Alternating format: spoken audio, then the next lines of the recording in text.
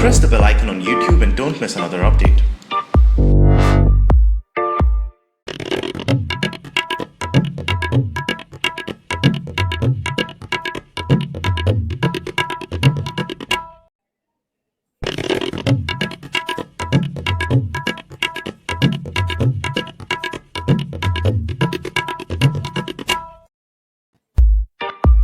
Press the bell icon on YouTube and don't miss another update.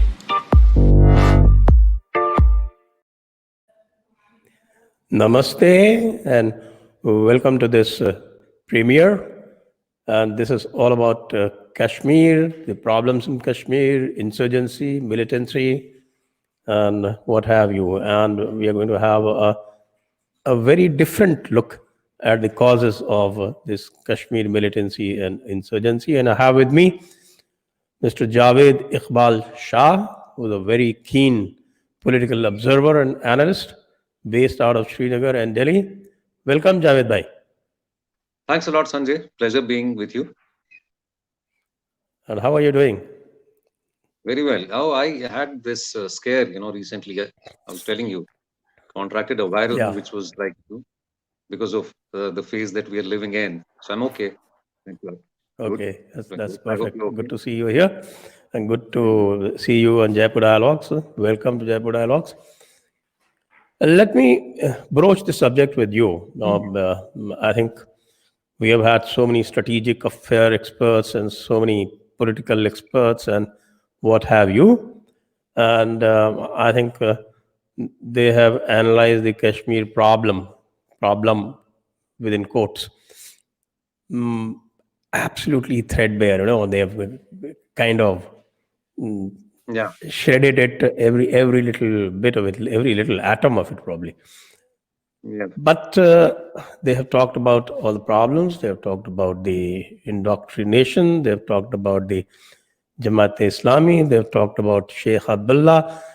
They have talked about the Pakistan factor. They have talked about the muftis, everything. But correct. there is one thing which is completely missing, and that is the role of deep rooted corruption. I'm talking of financial corruption. Intellectual Correct. corruption is, of course, a different facet. I'm talking of financial corruption within the premier setup, starting from the top, and Correct. involving almost every gamut of state activity, every gamut of societal activity, and every gamut of religious activity. And Correct. I've seen you writing on this.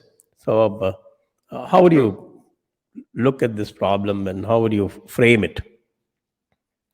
I'm glad you hit the nail on the head, Sanjay. Actually, this the micro analysis and these the host of that those opinions by strategic thinkers and political analysts, they've centered uh, they've centered on things which matter. In fact, they're a cause of concern. But sometimes what happens is that we miss the simpler, the most obvious points, as you rightly said, corruption being one of them. And not just one of them, I would say that it's the foremost factor that has contributed to the unrest and the disaffection in Kashmir. Now, corruption per se, people tell me that nobody is talking about corruption here in Kashmir. I mean, we talk about ISI, we talk about militants, we talk about radicalism. So, the implied inference being that perhaps it doesn't matter too much, because corruption as a phenomenon is not something that's new to Kashmir. It's prevalent across the world. In fact, they quote examples of Bihar, UP, Delhi, and what have you. But Sanjay, we have to draw a distinction here. The thing is that corruption in Kashmir of the kind that we've seen, and I would say with a rather, with a very sad heart, I see it as, as an instrument of state policy by Delhi in Kashmir. Sadly, now you'll ask me why. Okay, Go back okay, to well, 40, that's go back to interesting. 47. Go back to 47. Let's travel this journey starting from 47, when Kashmir acceded to India. I don't know. Since 47 to 53 was one phase. 53 onwards is a very interesting phase because Sheikh Abdullah is arrested, and suddenly Delhi starts. Delhi is like they want to buy out people. They want to humor people. They're between being apologetic and guilty. So that, if you recall, I've pointed this out in many in some tweets on social media, in my writings and in my talks as well, that when you incentivize corruption, when you provide for corruption, and it's supposed to have the deemed assent of the political setup in Delhi, in a sensitive place like Kashmir, it's going to have disastrous effect. So that's your when you ask me about the contribution of corruption to militancy in Kashmir.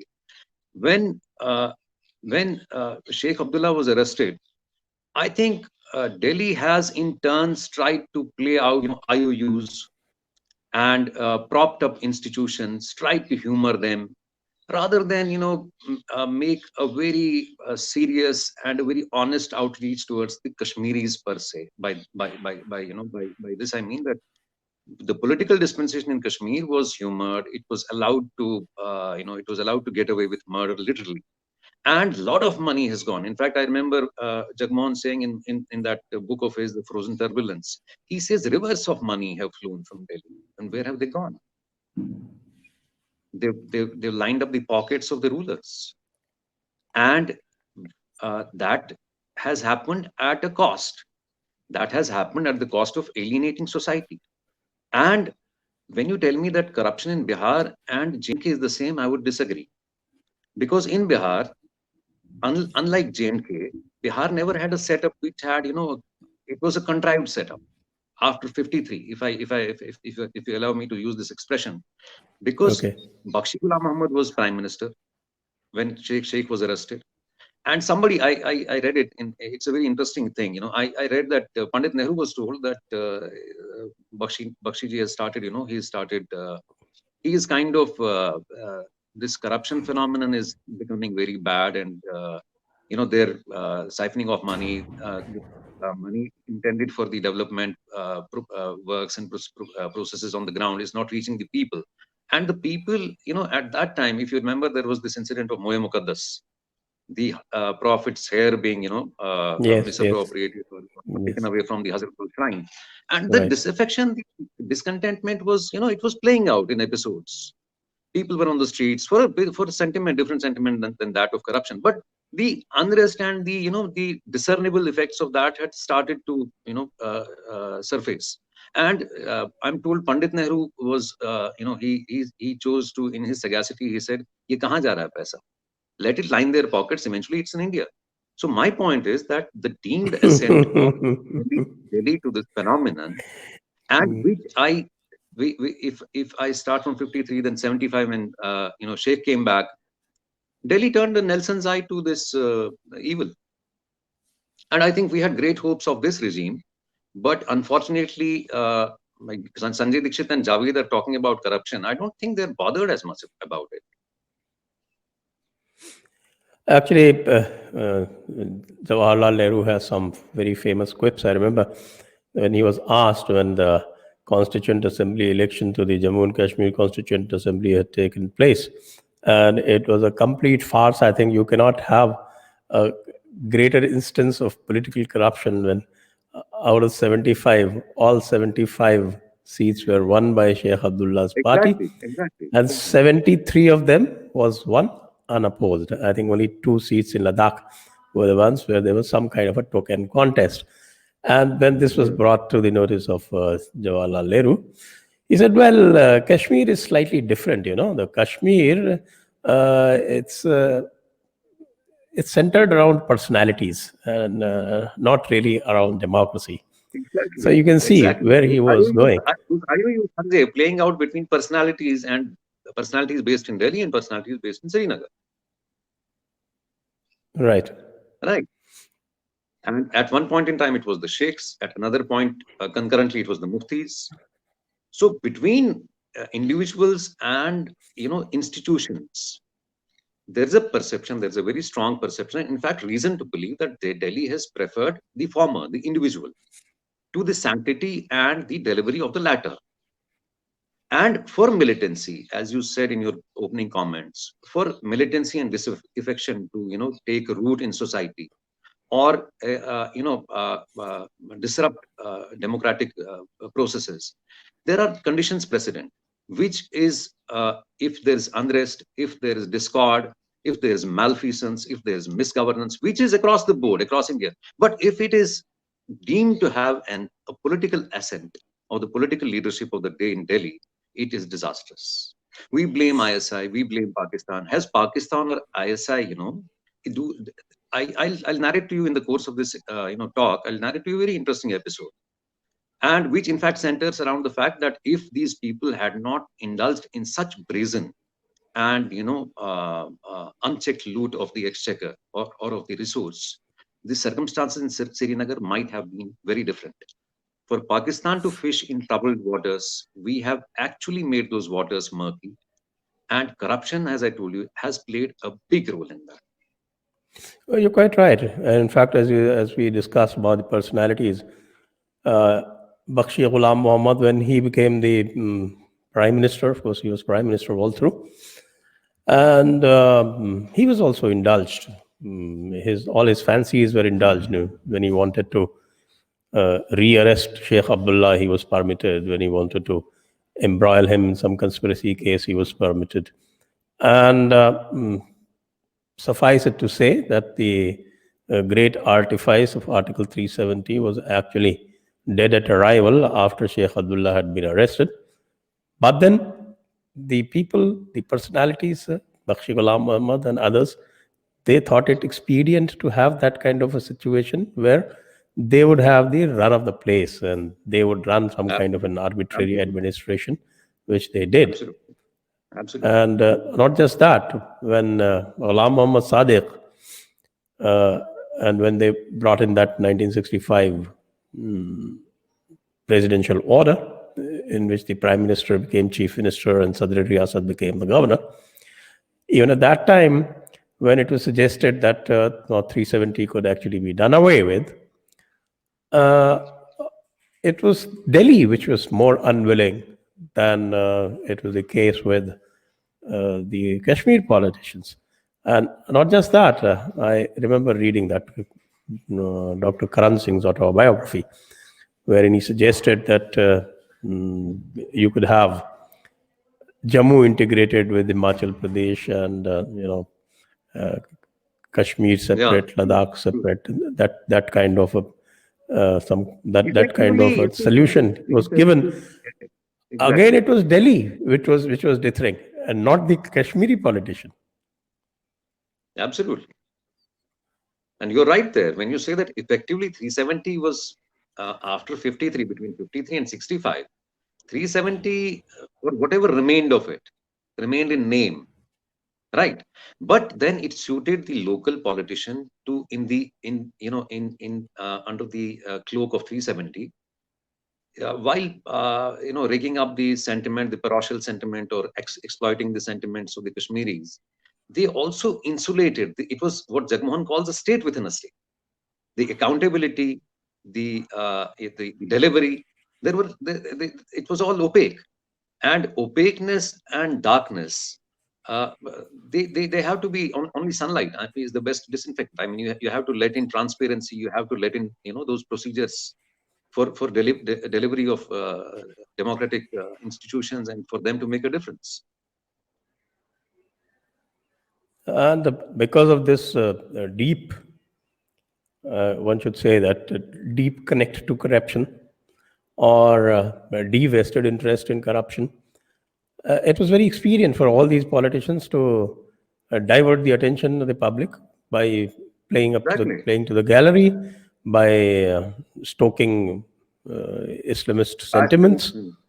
Absolutely. And even supping with the militants. A lot of people say that, okay, the militancy started in 1989, but they forget what Sheikh Abdullah was doing in his first stint. And when actually Gul Shah was about to depose him, he was going around on a bike with who. Yeah. It's Zeenat Aman. And it was it didn't raise anybody's hackles, Sanjay. That's the disappointment. And if I'll tell you, if you recall, one top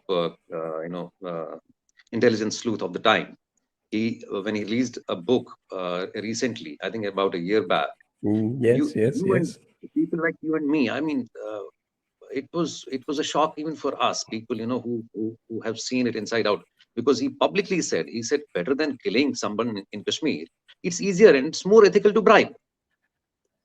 So that should give you an insight as to what Delhi, as a policy measure or as a tool of policy, the approach that they have adopted towards Kashmir.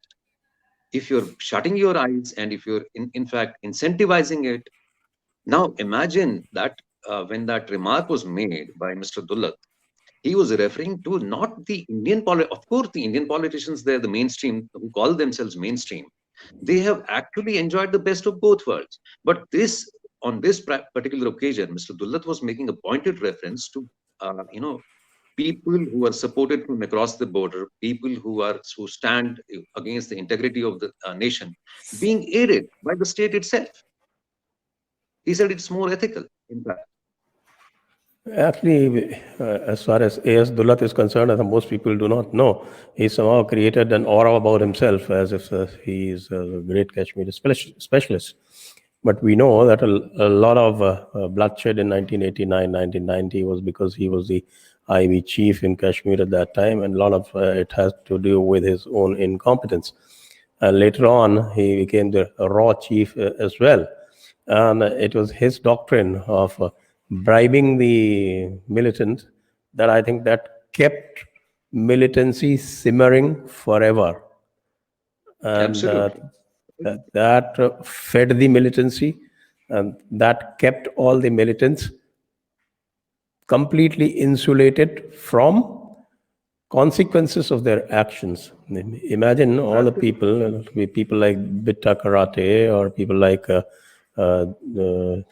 this guy, what's his name, who had killed the Air Force officers in broad daylight, Yasin Malik. All these people become above law. I mean, not a single case was...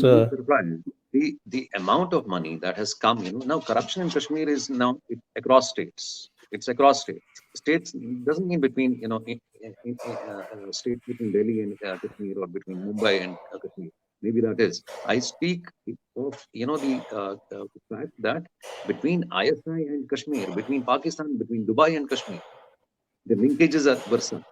In our state, and in Srinagar, if you have an idea, this conspicuous money that is coming over these last 2 or 3 decades, our real estate prices match those of Delhi, Bombay. Can you imagine? I mean, we don't have an economy of that scale. And it's not that the government is unaware. Malls have come up. I know of people, who have been, mid-level babus in government, and whose net worth today is no less than 100 crores. I mean, this has come at the cost of disaffection. This has cost at the, this has come at the cost of eliminating the average Kashmiri, whose expectations, legitimate expectations, we may not have been. We have not been able to meet. And where privilege, right has been lost to privilege. The privilege of being in power, or the privilege of being favored by Delhi. Quite right. The levels of corruption, of course. There is one thing that is there, all the maximum corruption seems to be in the places which enjoy the 90% grant from the central plan funds. Absolutely. They get too much money, and they do not have the accountability. They don't have to really slog hard to earn the revenue that other states have to do. And that makes them completely immune to any kind of accountability. And they seem to think that all the money, that extra money is coming, is there to line up their pockets. So some small states, even places like Sikkim, so much corruption has happened there because they're getting grants, and in such a small place, there's so much money floating around. Where does it go? Or even the Naga militancy, for instance. The Naga militancy suffers from something similar. They Absolutely. managed to cure Mizoram, that and Manipur, and a lot of this extortion that takes place in Nagaland and Manipur. It happens because the militants there think that, okay, there's too much of extra money going around, so let's have some share out of that money. But the levels that we saw in Kashmir and the active involvement of the intelligence agencies, because the intelligence agencies became the unofficial distributors of this money, and that created a vested interest. And I'm told on This doesn't come as a surprise to you, because you had a fair ringside and inside view of this aspect of things. Over the last 30 years, since the eruption of militancy, this hearts and minds money that has been going into Kashmir, I spoke of people, who were paraded, who were masquerading as national heroes, having, having served in the anti-insurgency grade. Now I'm hinting to a person where this is again in the last 30 years.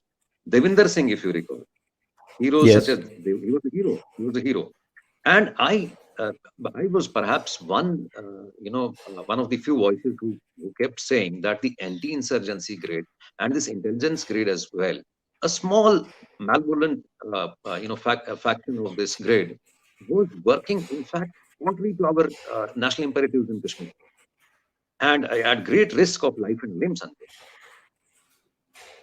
It later Yes, events I proved mean- that when Devinder, person like Devinder was caught, do you think it stopped? The buck stopped at Devinder's desk? No, it didn't. No, Higher absolutely ups were not. I mean, involved. It has actually, what has happened, Sanjay, is that over these 30 years, people have acquired such a massive dimension of their own personal, enrichment and vested interest. Because all this hearts and minds money that's going in, not all of it is misused. I don't say that. That would be a sweeping generalization. But a substantial amount, has gone into hands which have actually, ensured that body bags came back of the sons of the soil, rather than, dealing with militancy or dealing with terrorism. It has been a parallel industry in the making.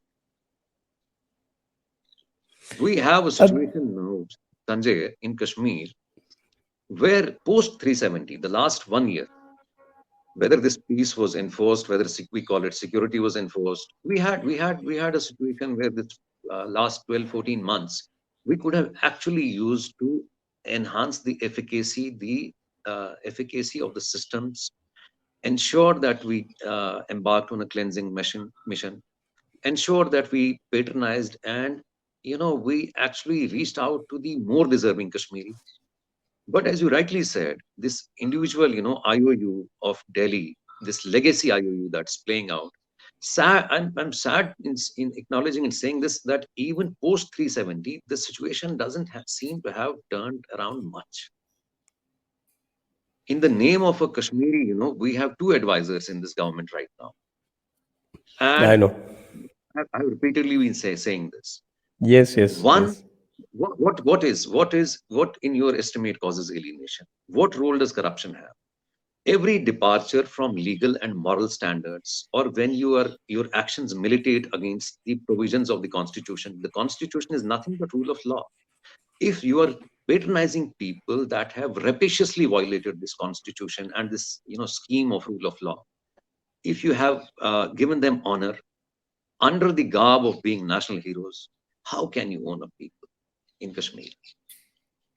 I know that one of the advisors who was a great beneficiary of the Roshni Act, that infamous Roshni Act, which was nothing but legalizing loot and corruption. Tell me, this Roshni scheme, this Roshni Act, you know what this is? This was, isko Hindi mein kahe to Bandarband thi. The political dispensation of that day, it sat down, it got to, pen and notebook, and it started calculating the humongous amount of land parcels that were under illegal occupation of certain people in Jammu as well as in Kashmir. And they, for some for obvious reasons, not for some reason. For obvious reason, they chose to enact a legislation in the assembly stating that okay, we'll compound this, and literally what was paid to the state that came in, it was peanuts compared to this, the magnitude of those of the scam, which the state high court has now. There's a conservative estimate; it's estimated to be worth around 25,000 crores. And one of the principal, one of the main, protagonists in that parts that played out, he is in IAS. And last year, this very nationalist government, it gave him a 1 year extension because he was on the last legs of his service and he was superannuating. And contrary to requirements, there was no integrity certificate called for. There was no antecedent check. We knew his antecedents. It was given as, it was the extension beyond the superannuation was given as being in state interest, despite being farthest from it. And the purpose of transparency or accountability in administration was given a go by. It was buried. And this, what message did it send to the to the honest elements or to the more deserving ones in the bureaucracy? There is a guy from MP who is an IAS there. There's a guy from Bihar who is doing society and the systems of governance far more good than this gentleman. They're all being discriminated against in favor of the despised Kashmiri, in favor of the Kashmiri who has failed to acquit himself, who has failed to. So this has sent out a very negative. In fact, a recent in recent days there was this the charge sheet when it came to court. The attempt on this part on the part of this officer has been to somehow to let it hang fire. It's already been 10 years, and then the court again referred it back to the Anti-Corruption Bureau, and the Anti-Corruption Bureau, you would have recently read, they said there is nothing to dilute. There's nothing to dilute. Why is this case being tossed? It has to be taken to its logical end. अब आप कश्मीरी को 370 तो हमने हटा दिया. Okay, right? Let's not go into the merit and demerit of that. But what is the aim? Are we integrating by letting the law take its course, or are we, is the farce being repeated again? The farce that between that, approach of between being apologetic and between feeling guilty. What are we doing? I mean, are we post 370? If the same tragedy is to replay as a farce, what is the point? I'll give you another. I agree. You brought it this. In fact, people. Sorry to cut you short. People, they say that hey, you're sticking your net out, too much, far too much. Not many people are talking about this, but not many people are talking is not because not many people believe these are issues. I may not be dissuaded by not being Y+. I will, but I will not fight shy of pointing out the ills in the system, whatever the consequence. Because if we mean to do some service to the interest of the nation in Kashmir, we'll have to call a spade a spade. And you're quite right. When you talk of these families, do you know how how closely interlinked their interests are? I'll give you a small example. Okay. I touched upon this subject of sticking out my neck out and taking the risks, the obvious risks of speaking against the powers that be for their complicity in deeds blacker than the night. In 98 or 99, when we had the NDA government, for some reason, there was, for valid reasons rather, there were directives from the MHA to the state, which assist me. The Central Intelligence Agencies assist me for all the tomfoolery that I indulged in off and on. They said that there's a risk on his head and he should be protected under a certain category, a Z category. This letter, this instruction, this went to the Chief Secretary, and it found its way to the Chief Minister of the time, Dr. Farooq Abdullah. Mm-hmm. Do you know, Sanjay, of all people, that magnanimous man, he said, no, but this is a state subject.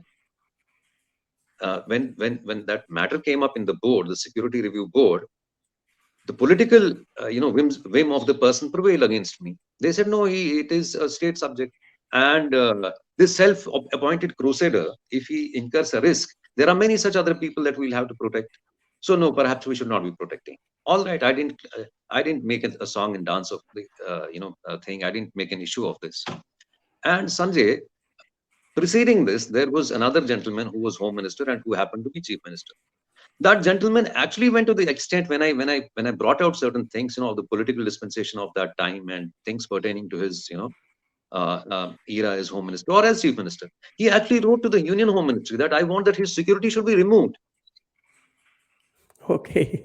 Corruption and vested interest in J&K, it knows no bounds, it knows no delineations, no, there is a fraternity interest involved, because they know that दुकानें हमारी अलग हैं, but we are all favored by Delhi. And unless you actually, we apply the rule of law, 370 or the removal of it is only going to be cosmetic.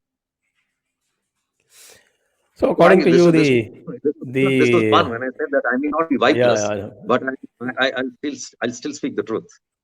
Okay, no, that's okay. So according to you, the Gupkar fraternity, the ones who have signed the Gupkar declaration, they are all in it together. Oh, take it from me. Of course. See, they are privy to each other's. And by the way, do you know that between the dynasts, neither has ever spoken of the corruption of the other? Tell me of one instance when they have. That's wonderful. Have they? Have they? They didn't even have the Prevention of Corruption Act applicable in this. That declaration is not a matter of principle. It's not a matter of principle for them. It's a matter of survival. Either we can make a bid at swimming together, or most certainly we'll drown separately. And even if the issues that they make are valid, even let me assume they're valid, they're not the best people to raise them. Their history is against them. People don't go by what you're promising or by what your words are. People go by what your deeds in the past have been. What have you done to us, actually? How are you best to say that we'll bring back 370? When we had 370, you kept showing us, Sabaz Bagh dikhate reh gaye aap. You led us up the garden path. You said, now we'll get self-rule and we'll get Azad. You're the same people, aren't you? So why didn't you safeguard 370 then? And when I had 370, why was Kashmir so corrupt? Transparency International ranked me number 2 in corruption for many a year. So what was 370? It was reverse of honey and milk for you, perhaps. It was bread and butter. It was business. What did it give me as an average Kashmir? Where was the probity? Where was the accountability? Those rivers of money that flew from Delhi to Kashmir, does it show in Kashmir? No, it doesn't. And it was about, Sanjay, it was about distribution of opportunity. The opportunity that the country it ended up in a few pockets between a few families. There is this Wikipedia leak which you would have read. The American component of the American embassy in Delhi, it went to Kashmir sometime back. I think it was 2005 or 6 when Mufti was chief minister. You should read what they have said about the Abdullahs and the Muftis, the lavish lifestyles that they were leading, they were living. And they said that while money has not been a dearth, the condition of the roads and the dilapidated that infrastructure in Kashmir is a sham even by Bihar standards. Bihar then was perhaps regarded as the yardstick for sham development. And they said while we saw this, obviously it had an intelligence component, or they're sharp observers of all these things. When they set out in Kashmir, they said that what we saw at the Abdullah's house really surprised them, because they are living lifestyles, lavish lifestyles, even by European or American standards. Their guests are served Blue Label, and they wear Panerai, and they wear very expensive watches. They rotate these. They don't wear them. Panerai may be worn today. There will be another Tissot tomorrow, or some else some other brand day after. So between the dynasts, there is this quid pro quo, which has ended up depriving the common Kashmiri and strengthening their own grade and subverting our national interest in Kashmir. It has actually been organized subversion, and it has been patronized by Delhi. And that has Yes, really that factor has been very important as well. that has aggravated it. So, Javed ji, can we discuss a few celebrated cases like Sure, Jammu and Kashmir Bank, sure. or even the Jammu and Kashmir Cricket Association? I'm told that the uh, kind There's no of dearth of you inventiveness grasp a lot of- with which corruption was employed in Jammu and Kashmir is something unique in the whole of India. Yeah, it is. It is. It is. See what happens, Sanjay. If there is corruption taking place, okay, and there are mechanisms, there are there's a grievance, there's a grievance department, there's an anti-corruption bureau, there's the vigilance department.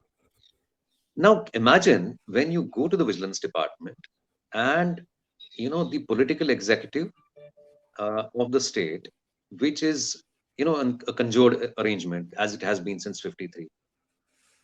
Now, do you think they let the vigilance or the anti-corruption bureau, take up those cases and take them to their logical, end, or a fair, probe is? In some cases, chote mote maybe yes, but tell me, I'll give you this live example of this IAS officer's case. 10 years it's been hanging fire. The vigilance indicted him, right?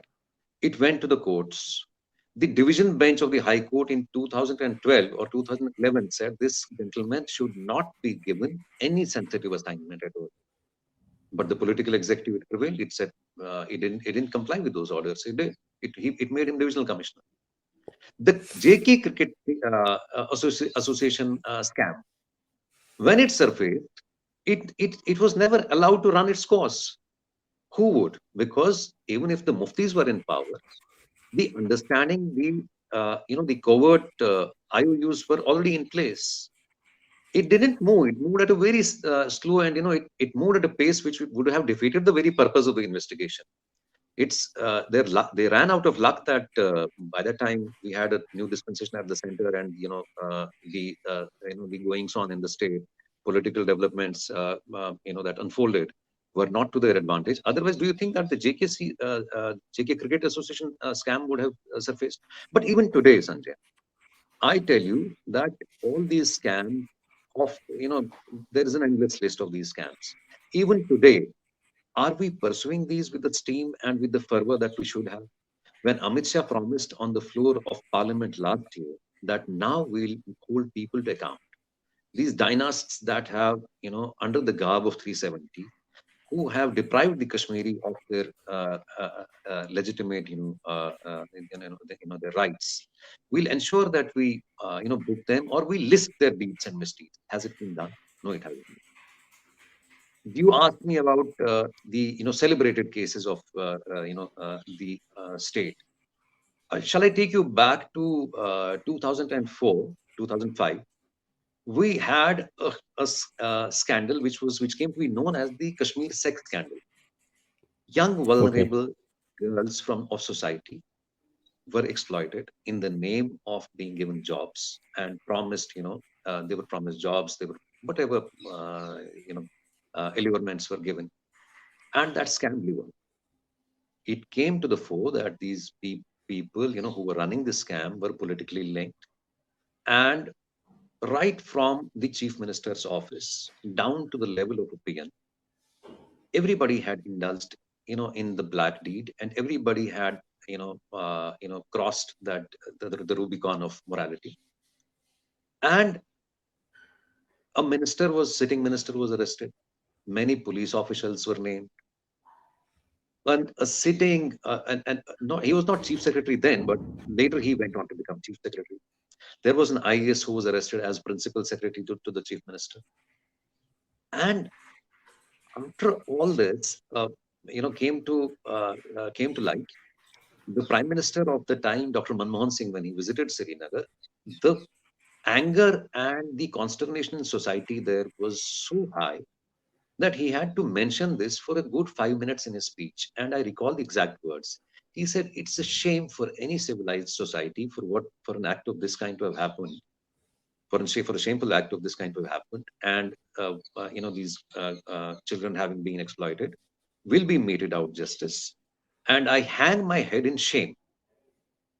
Now, the prime minister is the prime minister. He doesn't make a statement out of thin air. It reports the prima facie evidence, the intelligence briefs that were given to Dr. Manmohan Singh. And what happened eventually, Sanjay? The organs of the state which were supposed to have delved into this scam and brought them to book, they ended up making a very weak case. The proceedings were delayed for 6, 7, 8 years, and at the end of it, everybody went scot-free. The IAS returned as the chief secretary of the state, and he stayed there till his retirement.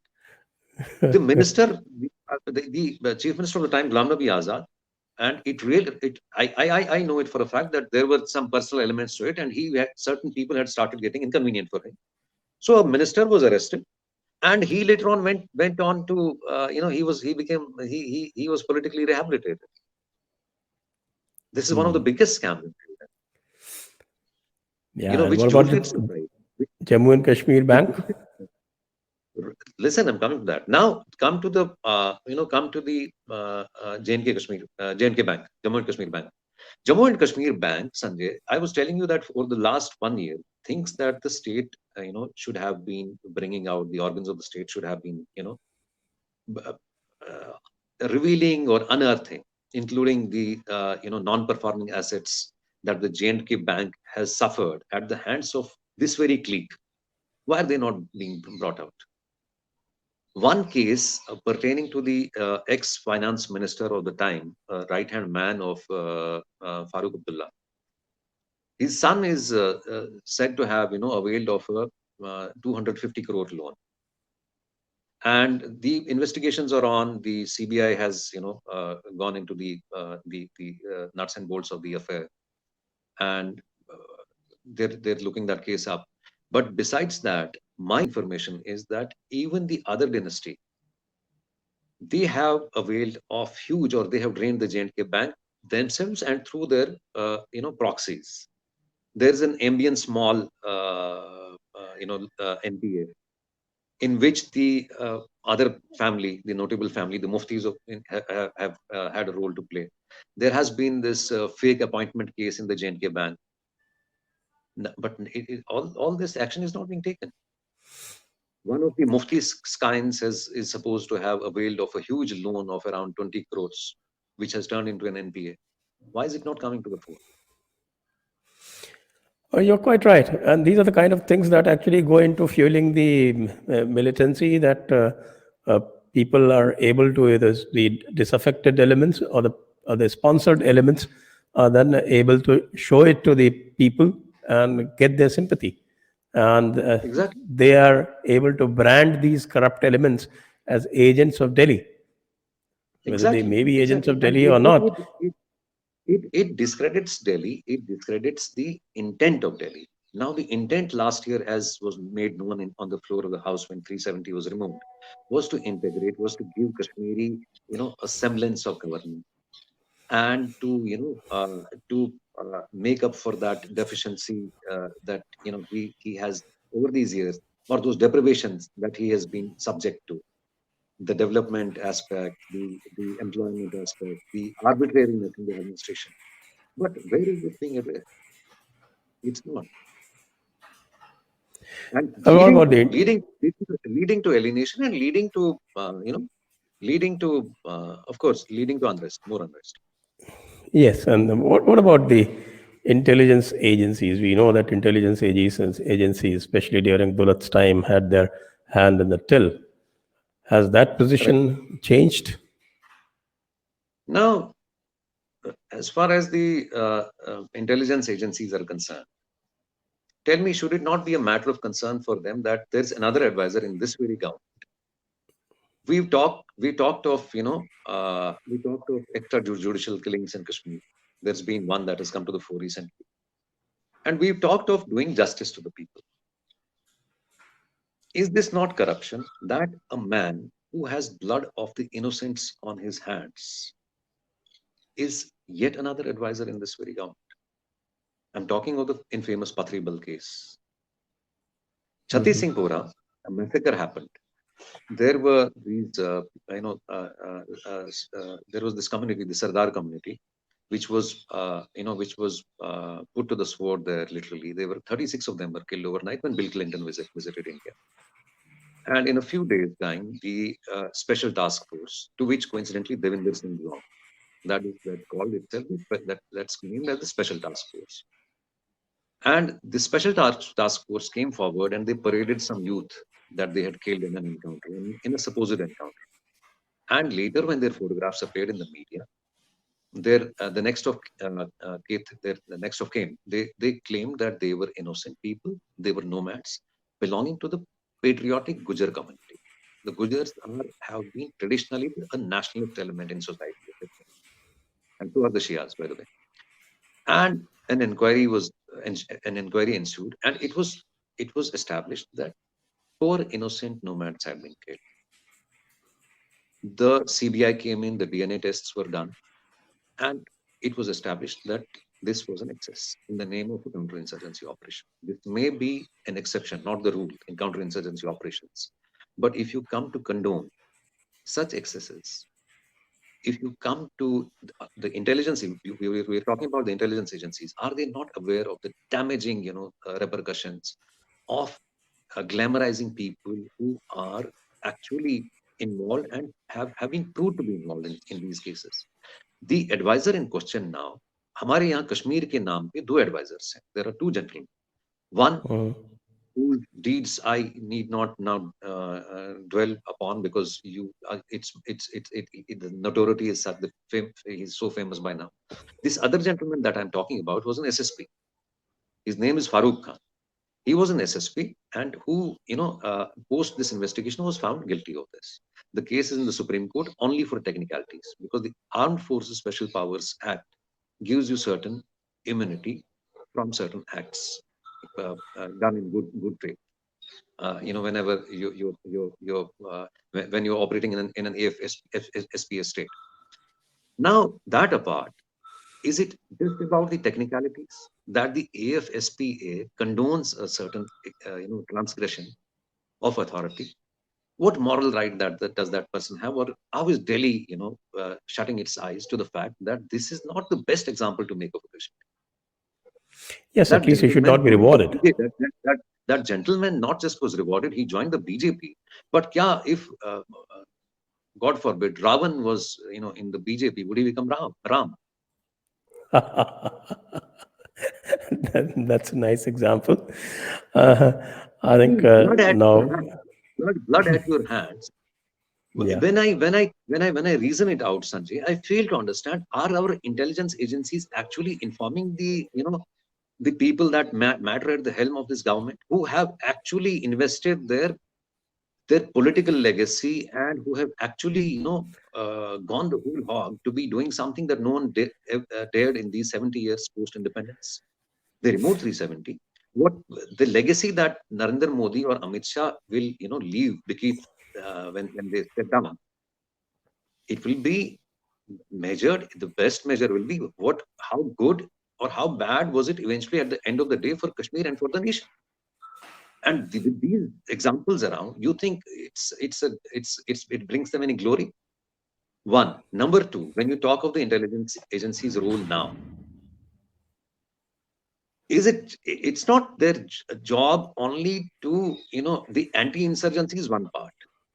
But if there are deficiencies in governance, if the average Kashmiri can, reason this out or make this out and, and it agitates his mind, shouldn't they be giving, soft inputs to the political dispensation or the political leadership that This is one thing that's making a difference. It's creating a crisis of trust. It's a trust deficit factor.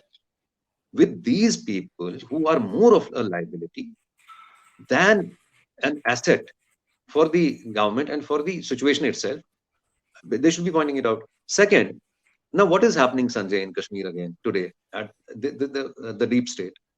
They are bringing in people who have no basis in society, and I'm saying it, mind you, these words are not going to be too palatable for them.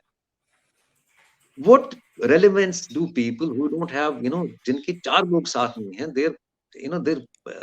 they're parading them as, the equivalent of political substitute? Don't they have better examples to make there? Or it's not their job to set up a political entity, but is it not their job that they actually identify people who can make a difference? The Okay. BJP party, people have lost their lives, and with all due respect to their sacrifice and to the fact that they have been victimized, you can't 100%, you cannot insulate or protect people from threat.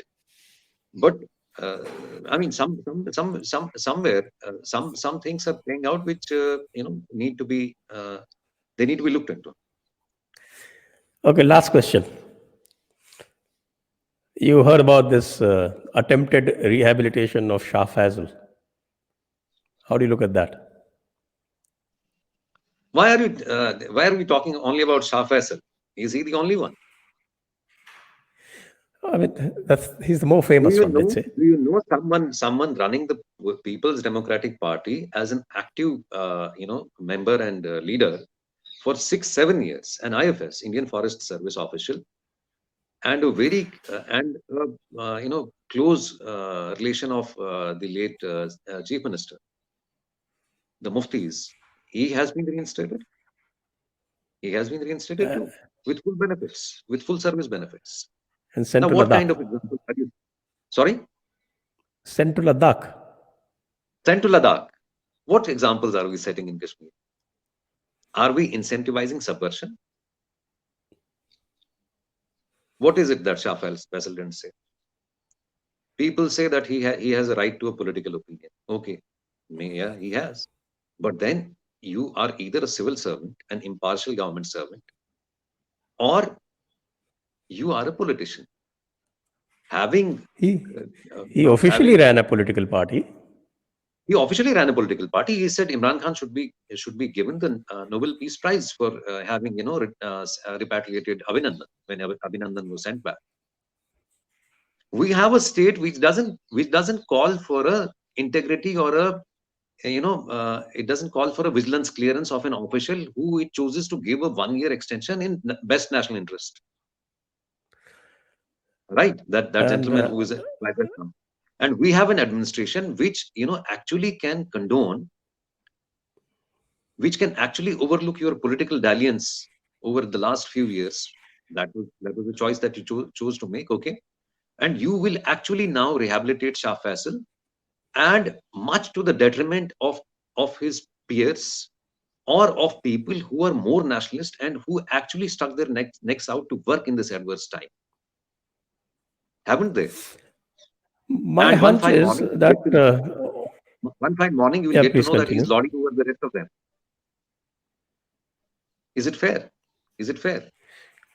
Oh, I think a lot of things that happen in Kashmir, particularly the Jammu and Kashmir, particularly the Kashmir part, they are justified in the name of pragmatism. I don't know what kind of pragmatism this, which has always landed them in soup and which has always alienated people and which has always created more problem and given legitimacy to the insurgents. That's always been the case. And they just conveniently blame it all on Pakistan, and then they don't look on their own part, which is actually utilized by those insurgents in aggravating the situation. Actually, Sanjay. See, I told you at the outset, we can blame Pakistan up to a point. Definitely, yes. But why isn't our own house in order? Sanjay, has Pakistan come in the neighborhood 30 years back? No. Why were they not successful until 89? Because those IOUs that we from Delhi kept ensuring in Kashmir actually brought us to a stage, brought us to a sorry, pass where people, got disillusioned. And all that Pakistan had to do was to ignite the spark. And if we're still not doing what we must do in-house, blaming Pakistan alone and blaming ISI alone will not be sufficient. It won't be enough.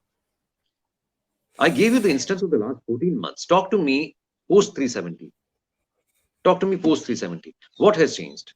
In the name of governance, good governance, in the name of ensuring probity, in the name of ensuring morality, I say every departure, moral and legal, from established constitutional practices or practices of fair governance, is an allergy to society and constitutionality. That's what we seem to be doing in Kashmir. We are not. Only the individuals have changed. The faces have changed. And I'll conclude it on a very interesting note, Sanjay, if we have the time. Yes, sure, please. I was telling you about those dynasts, and you said what is common between them. And I gave you a reply to that. But I'll narrate you a very interesting episode, which will not surprise you, it will shock you. Sanjay, I have friends in Delhi. One of them is a very well-known industrialist. And that gentleman is he is a Sardarji. Okay, he's a Sikh. And on Lodi, he throws a very lavish party for friends, and usually in the Oberoi or Meridian, wherever. If I happen to be in town, so he says that you will come. Okay, but on this particular instance, he was very insistent that you have to come. Otherwise, I'm not celebrating Lodi. I said, what happened? He said, no, you're missed, so you have to come. So I said, okay, we're very good friends. So in fact, I had missed out on a couple of earlier Lodi occasions. So I went. Sanjay, when I went there, it transpired that a senior official who I later got to know was an ISI official in the Pakistan embassy here. I still have his card. He can't deny it. We never met. He was introduced to me by my friend, the Sikh gentleman, Mr. Singh. Let's call him Mr. Singh. And Mr. Singh said that I was insistent because I wanted to meet you. He's a friend of mine, and he had some business interests there. He has a very he has a substantial industrial this thing which is somehow linked to Pakistan and other South Asian countries. So जब मैं उनको मिला, some Mr. Iqbal, and he said he seemed to know a fair bit about me. I obviously I didn't know the gentleman. So he said the crux. He said between the Abdullahs and Muftis, how are the Muftis doing now? Because the Muftis were in power. I said, well, they've sold a lot of your green stuff in Kashmir. Your green flag, their dresses are green, their rhetoric is green, and their exploitation is evergreen. But I don't see any substantial difference between the two. I'm sorry to say. They've disappointed us much like the Abdullahs. And this money is being siphoned, and no development work is going on. All their unemployed, kids and all their jo vele or jo nikamme the family, they're now doing big businesses, and NPAs have been given by the J&K Bank. So he had a hearty laugh. And at the end of it, there was a very sinister, very diabolical, and he meant to make that comment. He said, why do you want development, and why do you want the Muftis and Abdullahs to perform, Javed Bhai? I was stunned. I said, well, wouldn't you wish us well? Wouldn't you want Kashmiri society to, benefit by the government of India's benevolence, or the, largest that is meant for the people should reach the people? He said, do you think that Yasin Maliks and Hamid Sheikhs and Javed Mirs, they will pick up the JKLF flag, or they'll pick up the AK-47 ever, if that happens? Do you think in Afghanistan, had there been a semblance of fair governance, or had there been had there not been societal discord, civil war, tribes fighting tribes, destruction all around, do you think ISI would have had Pakistan would have a strategic depth or a role to play in Afghanistan? Do you think the Afghans would fight? The ground from under my feet slipped, Sanjay. He meant it. He said the Abdullahs and Muftis are doing what we can't and what government of India can't. आप तो मिल्लत के हैं ना? You should know that this is what is going to jolt you out of action, into action. The Abdullahs and Muftis are a sine qua non for you. You should thank your stars they're there. I wonder if there was someone like you, what would happen? And he meant it. If there's a person with a good intent, with a clean, with clean hands, one that can absorb the assimilations, one that can, assimilate the aspirations of society in Kashmir, I doubt we would have reached here where we are. And Quite right. Pakistan. Quite right. So that's on that note, we conclude this conversation. Wonderful having you. So many insights you've given, and obviously there is a limitation of time to any episode. So I think we will have to have you a couple more times in order to dig Sanjay, I deeper would suggest and you do one session where we'll do a question answer session from maybe your from people that love you, that watch you, that that are wizened with your insights and with your the programs that you do. oh, we Sometime can do that with you, but that Yeah, we will sure. have to do it live. We will have to do it Yeah, live. we can do it live. We And can do it live. We can yeah, do yeah. that. So I think we do that. There are so many things We that will. Kashmir, that you have actually embarked on. This is I really I feel this is a national service that you're doing. Fruits of Kashmir are not known here, Sanjay, outside of Kashmir. I know. I try to dig a lot. In fact, I'm just publishing a book on the what is called the background of 370. The background of 370. It's called Unbreaking India. And in that, I also have a chapter on what's the way forward in Kashmir. And these are the things that I've mentioned, Right. that the way forward in Kashmir cannot be the same as the intelligence agencies decreed earlier. And if the government is We going need to take to, a serious call on that. they're going to feed off the inputs of the intelligence agencies even now, the way is not going to be very different. So thank you very much. True. We will certainly have a Pleasure live being session with the public sometime. Maybe I'll seek your convenience and we'll try it next week itself, Sure, because this is a anytime. very, very interesting. This is a very, very interesting topic. Those We'll things try need to this be next made week. known. Sure, Yes, sure. things to It'll be a made pleasure. known. Yes. So thank you very much. Wonderful having you. And viewers, do please share, subscribe, and like the video. Press the bell icon. And whatever little you can contribute is always welcome. So thank you again. Namaste. Thanks a lot. Jai Hind. No. Thank you. Press the bell icon on YouTube and don't miss another update.